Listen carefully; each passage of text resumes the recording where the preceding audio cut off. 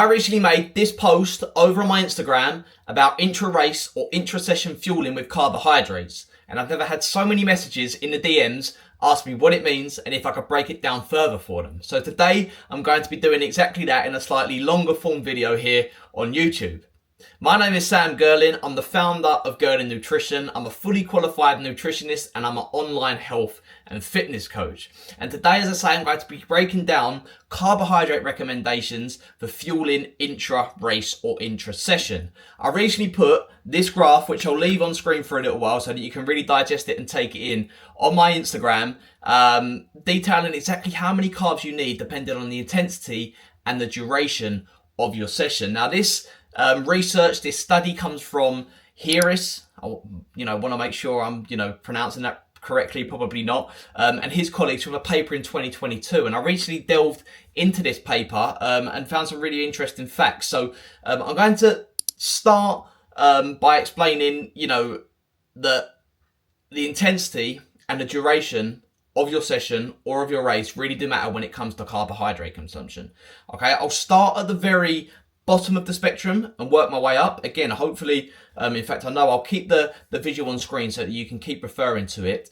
But for anything that lasts less than 60 minutes, regardless of intensity, you will have enough glycogen, which is stored glucose, stored sugars, in your muscle and in your liver to last the full session. Okay, so anything less than 60 minutes, regardless of intensity, be it easy, moderate, hard, or very hard, you'll have enough carbs to suffice. Okay, so for this, we're looking at things like a 5K race, a 10K race, perhaps, if you're, an elite athlete, a Hyrox, something like that, where coming in at around that 60-minute mark. As soon as we start to delve beyond 60 minutes of work and start approaching 90 minutes, 2 hours, 2.5 hours. So now we're, dipping into half marathon territory. We're dipping into sort of Hyrox for most of us, mere mortals, Hyrox territory. You're going to want to be taking on at least 30 grams of carbs in that session or that race. And when I say 30 grams of carbs, I mean 30 grams per hour. Okay, so if you're going to be out there competing in a half marathon for an hour and a half, realistically, you want somewhere around 30 to 45 grams of carbs, if not pushing towards 60, okay, depending on how hard you're really pushing it. Again, the intensity does matter here because if you're going out for a sort of a fun run, you're running sort of for an hour and a half, but it's nice and easy in zone 2, so that lower heart rate zone, then you don't need as many carbs as you do if you're pushing really hard. Now, the reason for that is because you're utilizing more oxygen at those lower intensities, which means that you can use fat more predominantly as a fuel source. At those higher intensities, they're more anaerobic, meaning that you're using less oxygen so that you require more carbohydrates to fuel your performance. Now, certainly as we start to go beyond that 2.5, 3 hour mark, it becomes even more important to take on carbs. Okay, so you're looking at now 60 grams plus per hour, and in those really hard, intense efforts, so we're looking at perhaps marathon races now. We're also looking at things like the Ironman distance now. We're seeing athletes now taking on in excess of 90 grams of carbs per hour with, recent sort of athletes going beyond 120 with, I forget the name of the guy now, but there was a recent Ironman triathlete who pushed to 200 grams of carbs during the bike leg of his triathlon out in Texas. So I forget his name. I'll put it on screen and I'll attach a little sort of resource study there so you can go and check that out in your own time. But yeah, pretty crazy stuff to be stomaching 200 grams of carbs per hour when you've got to think that a lot of athletes, a lot of us will take one gel and get a bit of GI distress. So that actually leads me on nicely to the next point that I wanted to make, which is, what this information actually means, okay? So if you're training, again, for a short period of time, that might be, a zone 2 run, a 5K, or it might be a strength session. You do not need to take on any carbs because the glycogen stores will provide the energy that you need. You'll also be using some fat utilization there, so you'll be burning fats. But as soon as you start to push beyond that 60-minute mark, that's when it becomes essential to really start looking towards carbohydrates. Now, some top tips around this. Number one, I mentioned there, you know, how some of us struggle with a gel to, you know, stomach it and avoid any GI distress. It's so important to train your gut with carbohydrates, especially if you're, you know, again, exceeding that 60-minute mark. It's so important to practice your fueling strategy in training. Sorry, if you see me looking over here, it's because I've got my laptop here just to make sure I'm staying on track and not waffling about any topic that, you know, is unrelated. But just as you train your muscles, and, you know, you train your aerobic system, you train your endurance, you have to practice and train your fueling strategy. That means experimenting with different sources. So that might be gels, that might be chews, that might be liquid sources of carbohydrates, that might be whole food sources of carbohydrates, bananas, these sorts of things. Also timings, so how often you take on this fuel. Okay, you're going to be taking on, let's say, for example, 60 grams of carbohydrates per hour, but are you going to take 60 grams on all at once? Probably not, because that will cause some GI distress. Or are you going to take on 15 grams every 15 minutes, 15, 30, 45. Yeah, there you go.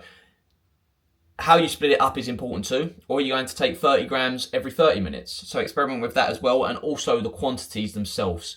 Of course, you know, the recommendations there around how many to take each hour is a benchmark, is a guide, but it will be different for each and every person. So it's important to experiment with how much you take on, how do you feel subjectively, how do you perform objectively, taking different carbohydrate sources. And whilst you're doing this, you're training your gut to perform whilst digesting those carbohydrates. So that's super important.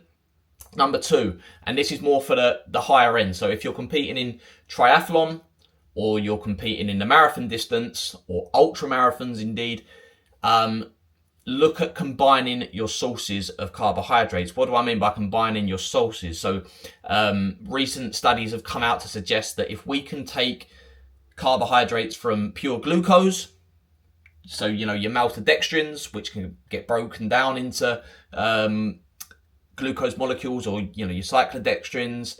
So if we can combine our glucose with our fructose, which is sugars from, you know, our fruits, these sorts of things, if we combine the two, we can actually increase the amount of carbs we take on per hour, because glucose and fructose use different protein transporters in the gut, which, you know, staggers almost the absorption of those glucose, which can alleviate any potential GI distress.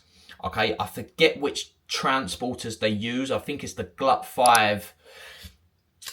Don't quote me again, I'll leave it on screen. It gets pretty complicated when you start delving into the specific transporters. You don't need to know that, but it's just for me, and it's frustrating me that I can't remember. I think it's the GLUT5, and I'll leave it on screen and check it out after this video, after I've recorded this. But the final one I want to take on, I want to point out, the final point I'd like to make here, just before I wrap this up, is on total carbohydrate intake. So how many carbohydrates are you taking on throughout the day as a whole? So not just during your training, but also how many carbs are you taking on beforehand, afterwards, to promote recovery, and fuel your performance. You know, if you're training, if you're in a marathon block and you're running sort of 100 kilometers plus per week, you want to be looking at close to, you know, in excess of 8 grams per kilogram of your body weight per day of carbohydrates.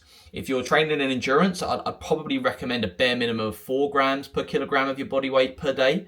But again, these are sort of numbers that you need to experiment with and adjust for yourself to find what fuels you best and, you know, feels right for you. The numbers are a guide, not an exact sort of religious practice to follow. Okay, so experimenting with this does matter, but acknowledging how many carbs you're taking on per day, also within that sort of framework, does matter and is worth considering, and is a top tip to take away from this video as well. But hopefully, you know, I've spent 10 minutes here talking. I've provided a little bit more insight into that Instagram post that I made, and I've answered some of your questions. If you have any further questions off the back of this, or you want to see anything related to this, so perhaps, you know, how many carbs you should be taking before or after your training sessions, then please leave a comment down below. I'd appreciate if you could like and subscribe as well, because I'm coming with 2 to 3 YouTube videos every single week. If you'd like to learn a little bit more about how you can implement these sorts of strategies into your training to get the most from your performance, I'll also leave a link in the description to the Nutritional Growth Blueprint, which is my program, and you can learn a little bit more about my services as a coach. But I thank you very much for watching this video. Hopefully you've learned something from it. If you've got to this point, you've got to the end, to the outro, then I thank you very much. You're an absolute legend. I'll see you all in the next one on the other side in a bit.